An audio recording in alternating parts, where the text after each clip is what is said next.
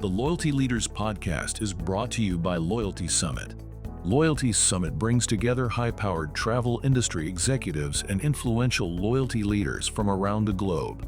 For more information, visit loyaltysummit.com. Welcome to episode 84 of the Loyalty Leaders podcast, proudly sponsored by Loyalty Juggernaut. In this episode of the Loyalty Leaders podcast, Tom Peace speaks with Carsten Anhalt of Free2Move about how loyalty works in a free-floating car-sharing business, where the competition is not just rental cars, but taxis, public transport, and private car ownership. Hello everyone and welcome to another episode of the Loyalty Leaders podcast. I'm Tom Peace, your host for today, CEO of Sway Outcomes. And today I am joined by Carsten Anhalt. Carsten, please could you introduce yourself? Yeah, let me say some words. I'm Carsten. I'm working with Free2Move. We are the largest car sharer in Europe, free-floating car sharer. That means you can drop off the car at any place in the home area. And I will talk about the business model a little later. What I have been doing in my history before, I've been working for 20 years. So it has always been fun to work with the family, with Eric and Regina, on the whole development of the company. But my special focus was on loyalty for most of the time. So I was in charge of the partnership department there. And in the end, we made a lot of contracts with all the airlines like Lufthansa, Miles & More, with Air France, Flying Blue, but also the hotels like Marriott, Bonvoy, and also some retail programs like Payback, for example. Yeah. I was in charge for. So I left Sixt in 2019 when Drive Now and Share Now at that time merged, and then we started the so-called long-term car sharing, car rental business. From a car sharing perspective, you just had minute-based drives and hourly drives, and we extended that to up to 30 days. Okay. So this was my main part there.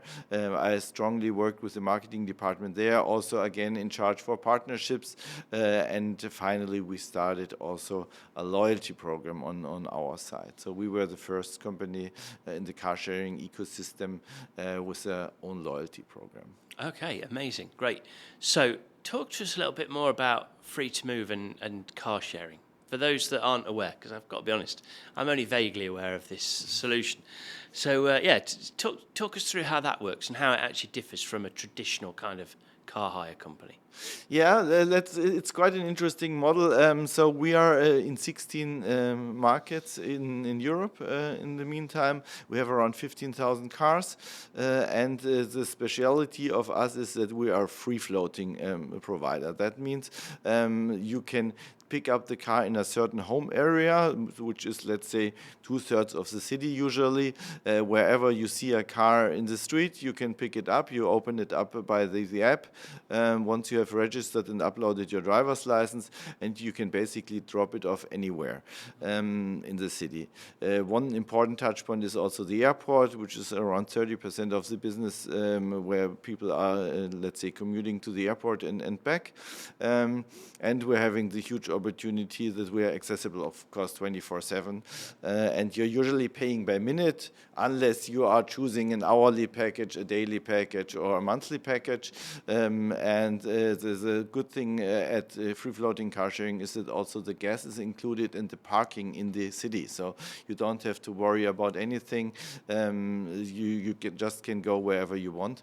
And that's also the big difference to car rental, of course, where you have to refuel the car when you return it. To the shop and all right. that. Yeah, so that it's a little annoying. So it's a lot quicker way to access the car, and also a huge alternative for people who don't have their own car. You know, especially in dense areas, people are not keen on having their own cars ownership, and we are reducing the car ownership in cities dramatically by that. Yeah, that's really fascinating. Okay, and how's it going? So you said you've been there since 2019. How Yes. long has Free2Move been going?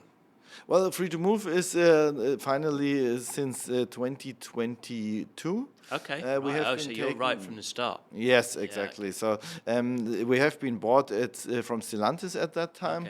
Okay. You might know Stellantis, Yeah, a yeah. huge company for all the brands like Opel and Peugeot, Peugeot and Citroën, and so yeah, on. Yes, and we are the kind of mobility provider for them. Okay, So one part is car sharing, but we are also taking care about a lot of other stuff. Let's say so we are the largest European parking provider. For example, we are also working with Lufthansa Group exclusively with Air France KLM. So whenever you're looking for a parking spot at airports, that's also on Free2Move. Really? Then we are a broker for all the current broker for all the guys who don't own a car. They might need a car at the weekend. They might need a car on their holidays. We are also offering that to our client base. And last but not least, we have a kind of B2B business, which is not visible too much. So we are taking care about all the mobility needs of the dealerships and the warranty business of Stellantis. Okay, so you are a busy boy. Yeah, Yeah, a couple of business units here. Yes. Yeah, okay. Okay, great. Well, before we started recording, we were talking about how you've developed loyalty, and I don't want to spoil it for the listener, but it sounds really interesting because you've evolved things quite a lot. So maybe talk the listener through where you were at and where you're moving to, because I think this is quite topical, what you were saying about your previous and new program and why you've made these changes. So, yeah, over to you. Without stealing your thunder, I'll let you explain. Yeah. Let me explain a little. Let's say basically where are we? We are, let's say, have a customer base which is not too frequent. Let's say if you compare it to any retailer. Let's say our customers are with us usually 8 times to 10 times a year, and we try to engage them to drive more often with us. This is our main objective, also on the loyalty side. How did we try to achieve it in 20? If I may throw in a question there, what's your competitive set? I mean, presumably there isn't another Free2Move equivalent. There's one big competitor in Germany, and they are market leader here. It's called Miles. Right. But in the other markets, all the other competitors went out. So this is a very, very new development. In Europe, there is no more free-floating car rental company except Miles in Germany and us. Right. Most of them went into station-based, where you have to pick up the car at a certain location, but you have to return it to the same location. Yeah. It doesn't leave the flexibility to Yeah. you. It's a substitute for your own car, yes, but it's not a substitute for going into the city with a car-sharing car, drinking something, and going home by public transport. This is out there. So let's say it's quite a good situation for us. In Germany, Miles is also doing a good job, pretty strong, but in the European environment, it's just us. Nevertheless, we need retention. Nevertheless, we need loyalty, because our competitors can be a taxi, can be public transport, so we need to keep the guys engaged with us. Yeah, got it. And I guess apart from that, you are, like you say, you're competing with a taxi, with a public transport, or with a traditional hire car company. Exactly. If it comes to days or months, definitely we are competing with them. Yeah. Got it. That's right. Okay, so that's your competitive set, understood. So talk us through your program and how it's evolving. Yeah, from that, we thought about in 2019, what do we do? We said, should we set up a loyalty program, or is it not necessary? And at that time we said, yes, let's do it. We have decided together with the marketing team to go for a classical setup, as you might know it from the airlines, for sure you know it, with a basic level, platinum, diamond, and so on.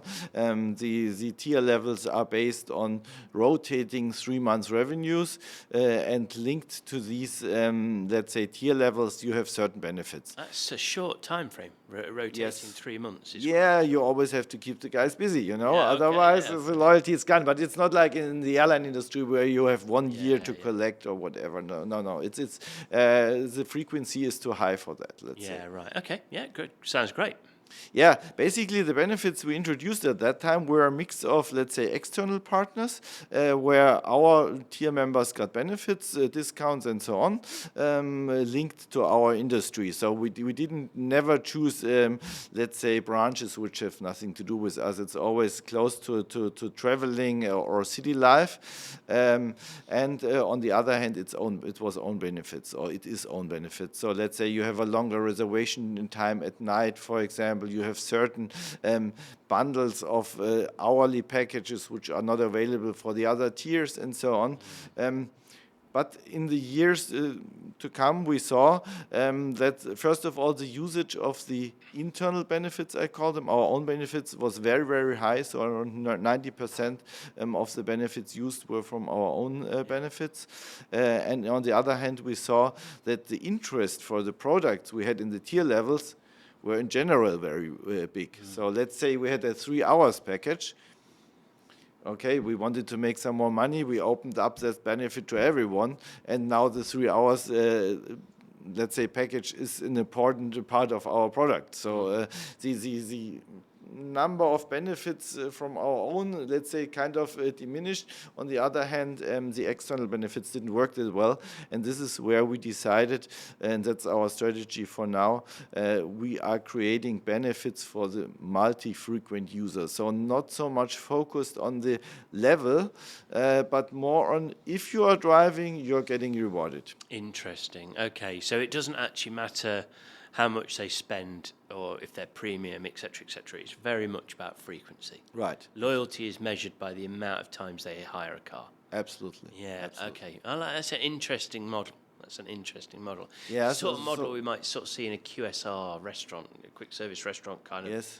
They would do the same sort of thing. So yeah, that's interesting. Yes, so we moved away, and let's say two incentives I just want to mention. One is refueling. So we have a lot of costs in car sharing, free floating car sharing, are coming from relocation of the cars. People are going inside the city in the morning, but they go outside of the city in the evening, and then you need to relocate the cars, and also refueling of the cars. So we have to have service guys going there, refueling the car, bringing it back, and you can imagine that's pretty expensive, let's say. Yeah, right. So does that happen a lot? Because I imagine if it's just in the city, then you don't really need to relocate, right? There's a lot to relocate, especially if people decide they go to their office on their own, but in the evening they go home with some colleagues, for example. Okay. Then the cars are stuck in the office area. Which is miles out of town, maybe. Exactly, and they are not used for 4 days. So we are relocating the cars usually, at least when the cars are stuck for 1 or 2 days, we need to take them back. So it's a quite a lot of business, let's say. Yeah, right, okay. And how do you do that? Just out of interest, operationally, do you have guys on little bikes? No. They are going with our cars as well, but they drops them off. People. Yeah, somebody drops them off, then they go to the next one. But of course, it's costly. You know, it's city driving as well. Yeah, nightmare. It takes a lot of time, and this is why we are incentivizing the people to do this. Our customers, let's say, to do it. For example, at the airport, if you go to the airport, it's comparatively expensive. If you go out of the airport, it's pretty cheap because we want to empty the lot in the evening, and this were because the cars are needed in the city and not at the closed airport at night. These are things we are doing. We are on the refueling side. We are giving an incentive of 10 euros if you refuel the car, which is quite a lot. A minute is around 19 cents with us in the cheapest way. Usually it's around 40 cents, so you can really drive for a while if you're refueling a car. It's a really nice incentive. Right. That works pretty well. And on the other hand, we are working a lot with a kind of a credit back. So if you are using us in a higher frequency, you are getting 5 or 10% of the minute-based pricing you are paying as a credit, which you can then use within 4 weeks, for example, for another ride. Interesting. So your rewards are frequency-based and value-driven. Absolutely. And they are there. You're aiming very much to change behaviours in a way that is helping you out from a cost efficiency point of view. Absolutely. We Like could it. do a lot more, to be honest. I mentioned it in my speech before. We could incentivize, let's say, driving behavior, for example. We know a lot of the customers, because need to monitor the cars, of course, where they are. We could monitor driving at the right speed, for example, or we could, let's say, penalize it in another way. But this is nothing we want to go into. Yeah, no handbrake turns, and skids and things like that. We don't want this. Okay. We even know where the people are going, of course, we need to know it, but we would never do, let's say, loyalty based on that. If you go next time to the city center, do this and that. This is nothing we are doing. I think that's hard to change. People have got a mission in mind, right? They're hiring a car to go to a certain place. It's going to be quite difficult to get them to change that. Right. And in fact, we don't want to monitor the customer and to track him wherever he goes. This is not what right, I'm with you, yeah. But I suppose what you could do is you could say you've got a quiet weekend, you're not anticipating many hires. You could maybe reach out to your customer base and go, oh, why don't you take a drive out to the shopping mall or the museum? Exactly, yes. We do that, for example, at the airport where we have geolocation and we tell the guys, go home with a car-sharing car rather than with public transport. Yeah, right. Yeah. Okay. Right, this is really interesting. So you've moved away from kind of I'm going to say old-fashioned. I think it's fair to say like an old-fashioned kind of program. Not to say that old-fashioned doesn't work. Like, it works great for certain industries, but you're capitalizing on specific missions and a lot of value-based behavioral change solutions. Where does it go from an emotional connection? How do you create an emotional connection with the consumer? Have you got anything in place to kind of gather that sort of information and talk to the consumer in that way? Yeah, certainly. Like you have Valentine's Day, for example. We have some Valentine's special which we are going out. Let's say you get half of the price if you're Date driving. night. Something like that.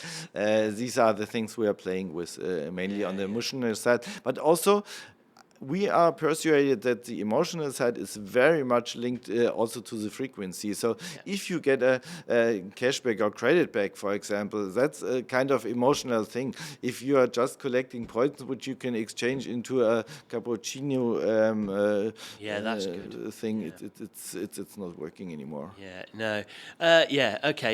Oh, you don't think that people would be interested in partner offers of that type of thing?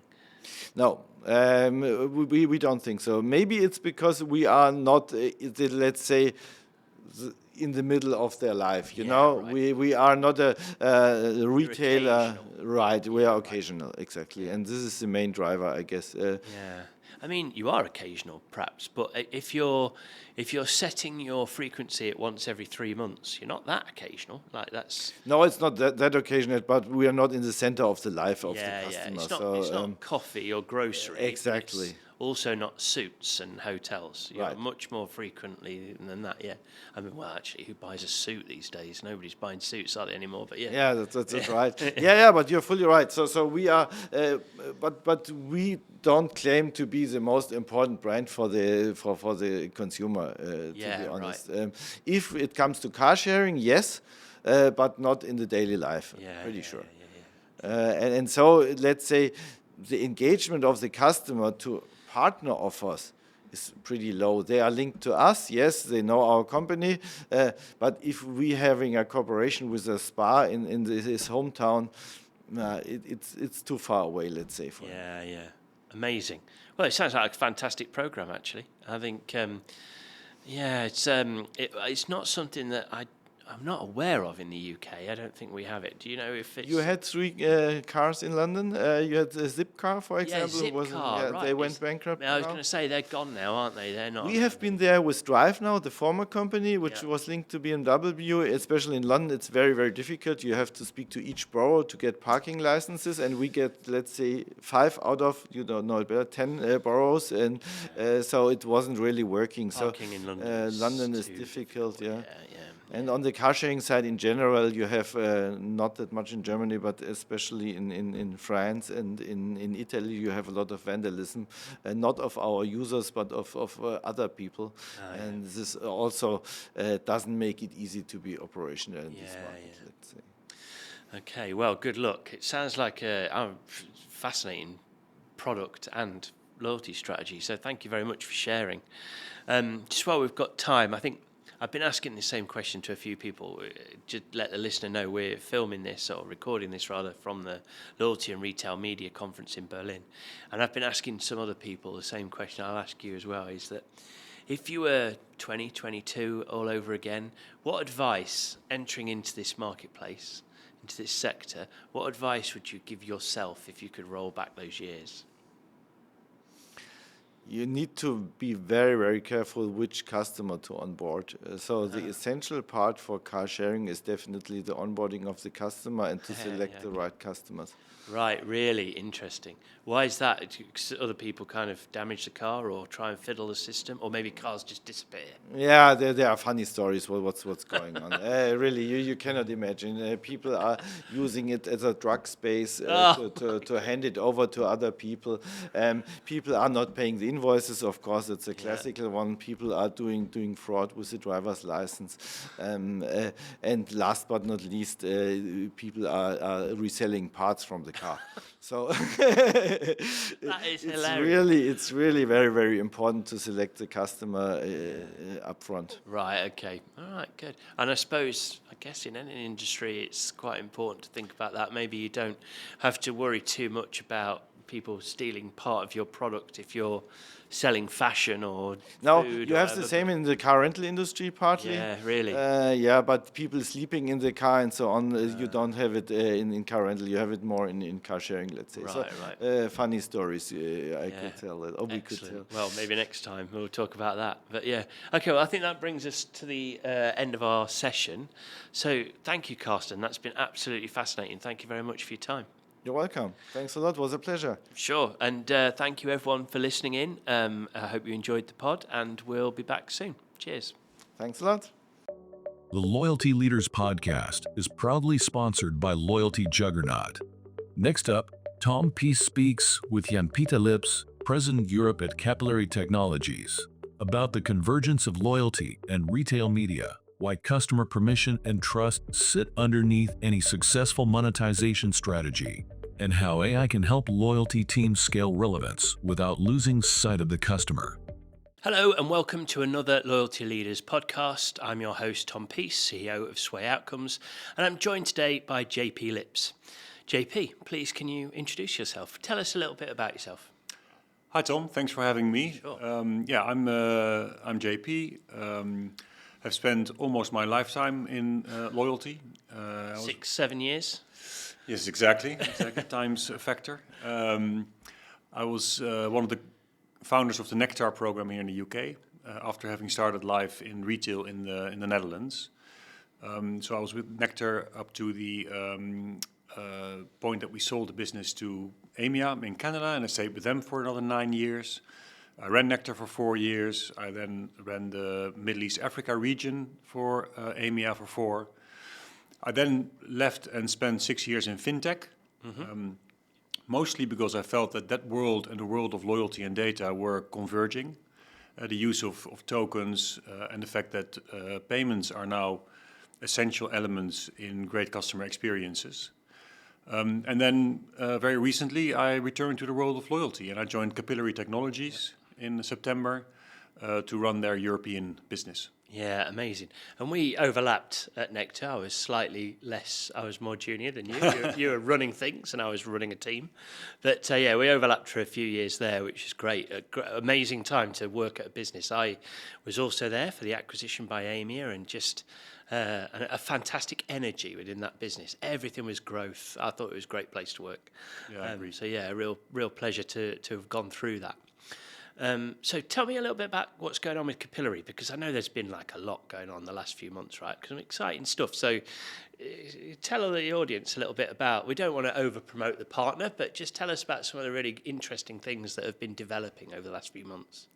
Yeah, so Capillary is it's a global loyalty technology business founded in India, and it's grown through acquisitions in the US, and they acquired a few companies with long loyalty heritage, like Brierley, Cognitive, which includes part of the old EMEA loyalty business. So they're well established, or we are well established in the US and in Asia. In Europe, we've got about 8-9 customers, big brands, but a lot of growth opportunity. And what I liked about Capillary, and the reason I joined, is it's pure software as a service, and it's got a central product philosophy. So we invest a lot in our platform, and all those functionalities and benefits then become available for all our clients. Yeah. So don't work on the basis of going from change request to change request, and a lot of bespoke development. And that means we can really evolve the platform quickly. We can make deep investments in AI. So it's an exciting place to be. Yeah. A few months ago, we had our IPO on the Bombay Stock Exchange. So we're now a listed Congratulations, company. by the way. Yeah, That and seems to have gone really well. It's gone well, and it's a big milestone. And some of our customers and prospects also like it because it puts us in a camp of transparency, and they can see how our company is performing. So that's a big milestone, and we will continue to grow organically and inorganically. Yeah, amazing. Great, thank Yeah. you. That's fascinating. I think, it's, again, another business with a real energy and buzz about it. The IPO was fascinating to watch, from afar. So, congratulations and good luck. So, let's switch our focus. Let's talk about the latest trends in the marketplace. So, we're here today at the Loyalty and Retail Media Summit, which is the first time that the guys at FT Events have brought those two industries together, and I actually feel like it's a real smart move. I think that the loyalty industry and the retail media industry are made for each other. It's a match made in heaven, and I think that this is a trend that's starting to evolve. I think guys like us, we've seen retail media done from a grocery point of view, and the grocers have been doing this well for many years, a couple of decades, but other industries are starting to get into that space, right, and really kind of monetize that solution with their partners. So tell us, what are your thoughts about this conflagration of the two industries coming together in this way? Yeah, I think it's brilliantly done, because they are very, very complementary activities. A good loyalty program provides the information about customers. It provides the permission and the trust to be able to engage with customers in targeted ways. It provides the incentives also to change behavior. And then what retail media provides is, of course, a lot of external funding, the ability to engage customers with interesting content and incentives, and a deepening of supplier relationships. So they really go hand in hand very much. And I thought this morning, particularly the Tesco contribution was very, very strong and very clear. It all starts with the foundation of Clubcard and the fact that people love their Clubcard. Without that, there would not be a retail media proposition, and they've managed to grow their retail media significantly over the last few years, but it's been on the back of a real recommitment to Clubcard. Yeah, and you know what? That's interesting, because a lot of people say it starts with the data, but actually it starts with the customer's willingness to provide the data. Yeah, it was a good presentation by Tesco's, actually. I thought it really was, and also I liked their spirit, which was basically, let's compare notes about the industry. Let's learn together, because it's not a competition between different retailers. No. It's a competition of retail media against all other advertising spend. Yeah. And the opportunity is huge, because if you look at how much of that spend is now digital, that's the big prize, is to grow the overall pie. Yeah, that's an interesting point, actually. Yeah, you're as a retailer, you're now competing with other media channels when you invest in that. Okay, so you've got loads of experience in this, having led Nectar across the globe. So, what should brands be thinking about at that point? At the point where they say, do you know what? We've got a big enough database. We've got inventory we can sell as retail media. What should they be thinking about at that point when they realise that they can make a forward move into the industry? What should they be planning for? Yeah, I think the most important thing is to keep starting with the consumer in mind, with the customer in mind. Because at the end of the day, no external retail media funding will make up for the lost opportunity or even the threat to a customer relationship. So you have to make sure that you get it right for the consumer. And that means that wherever possible, use data, use insight to make sure it's relevant. Use the right channels to communicate. And this is something that the supermarkets have been really good at from the start. Tesco would never allow Coke to just target Pepsi customers and Pepsi just to target Coke customers. You know it better than I do. Yeah.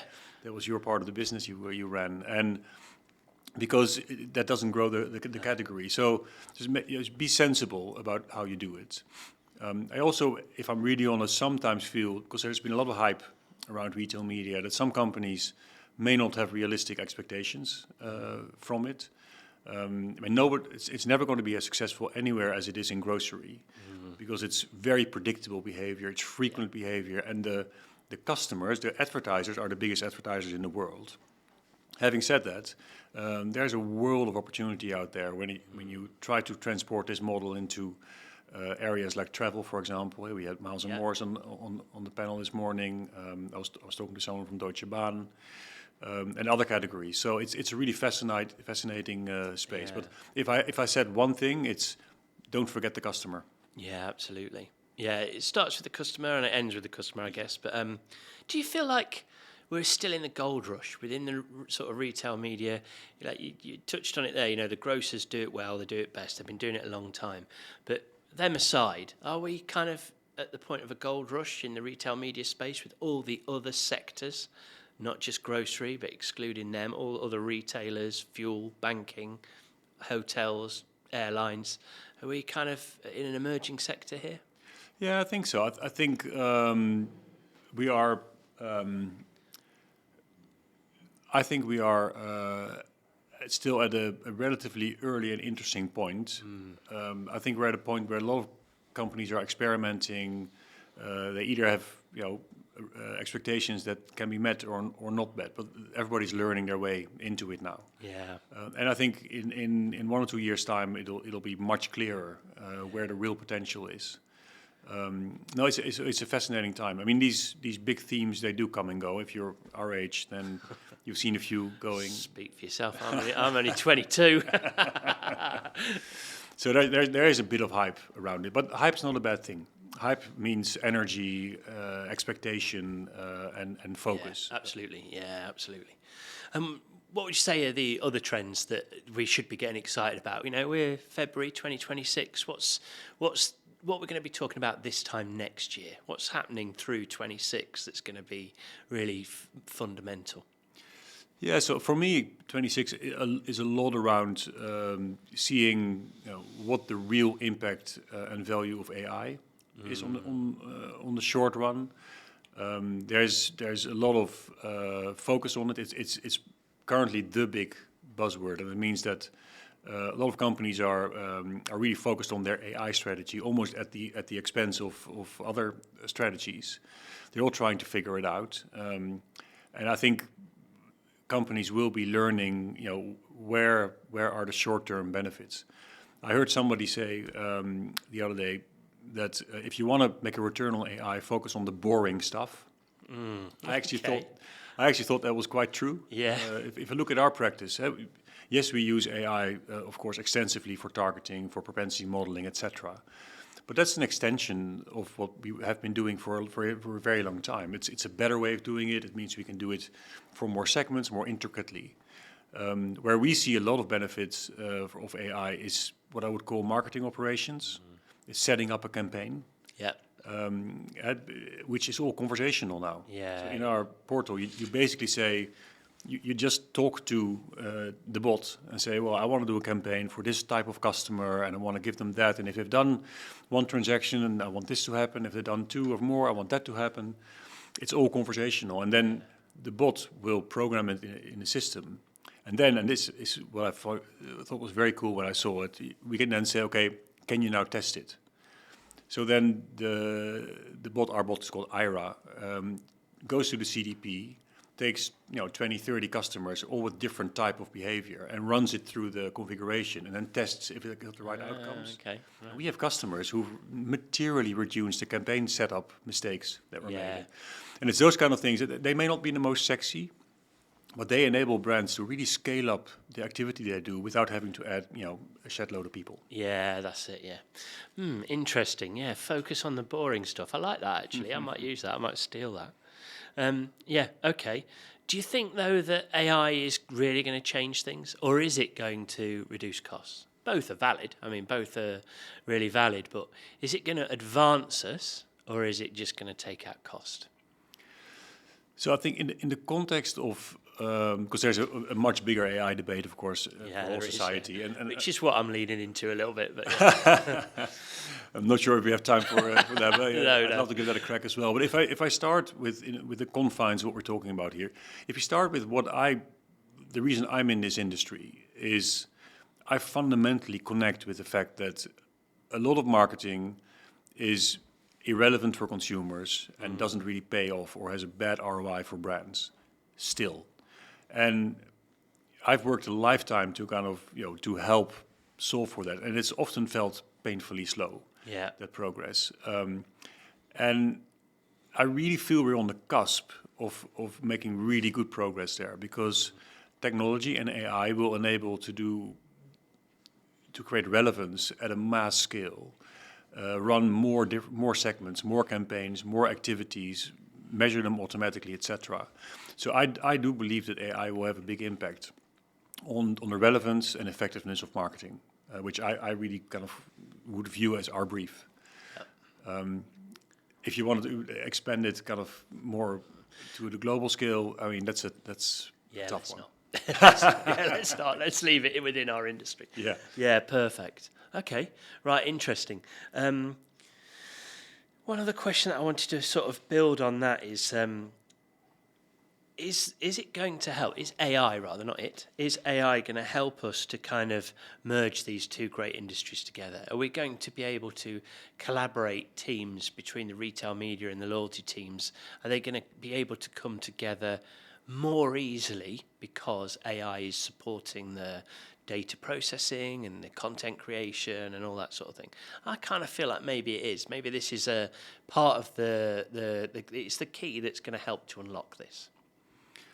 Well, I'm not so sure, Tom, if I'm really honest. I think when there's a new technology, you kind of hope it's going to solve a lot of problems that are difficult to... We're overreaching, maybe, but yeah.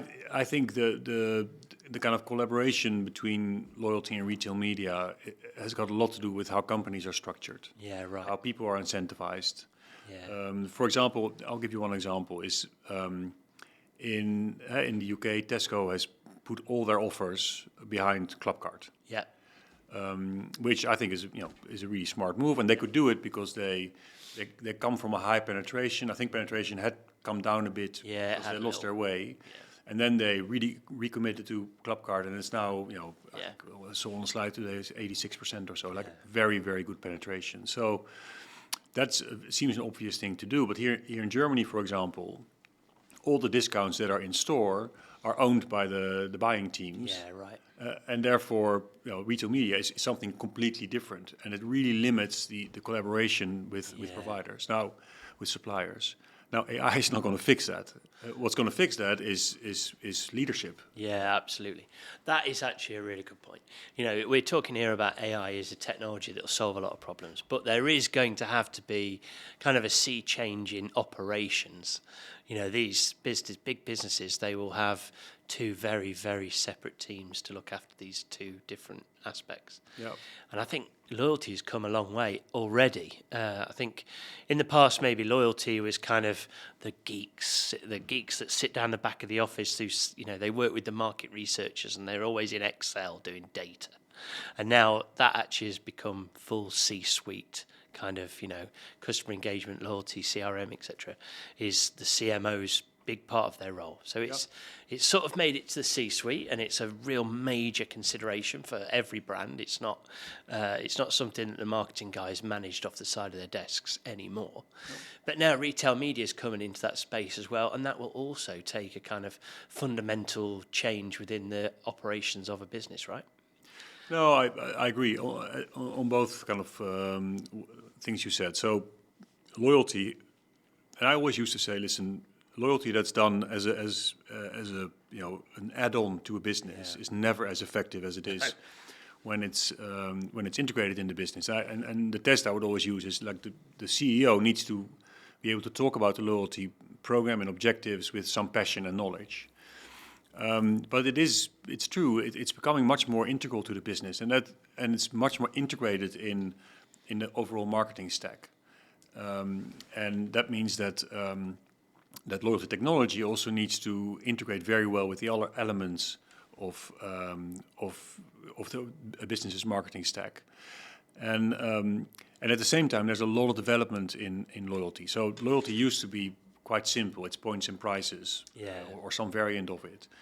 And on the one hand, companies just don't have the budget anymore for really rich, simple prizes. And technology enables much more intricate program structures, much more kind of gamification, which I don't mean games, but I mean tiers and missions and streaks and quests and exactly. And those kind of things. So other ways of engaging customers rather than just giving them that little bribe.